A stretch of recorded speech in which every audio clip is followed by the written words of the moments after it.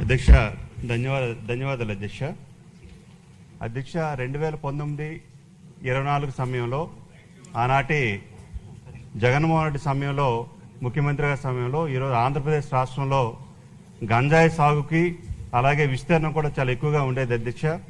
అయితే మన కూటమి ప్రభుత్వం వచ్చాక గంజాయి పూర్తిగా ఆంధ్రప్రదేశ్ రాష్ట్రంలో కానీ పూర్తిగా నిర్మూలించబడింది అధ్యక్ష. అయితే మా పాలకొండ నియోజకవర్గం బోర్డర్ అధ్యక్ష, అంటే ఒరిస్సాకి బోర్డర్ అధ్యక్ష. ఈ నియోజకవర్గాల్లో ఎక్కువగా అంటే ఒరిస్సా బోర్డర్ నుంచి ఎక్కువగా ఈ గంజాయి సాగు ఎక్కువగా రవాణాకి ఎక్కువగా అవకాశం ఉంది అధ్యక్ష.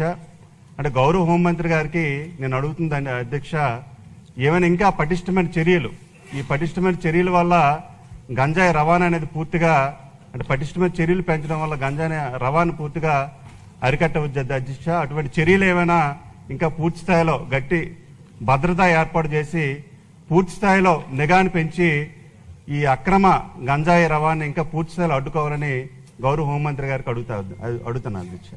మంత్రి గారు.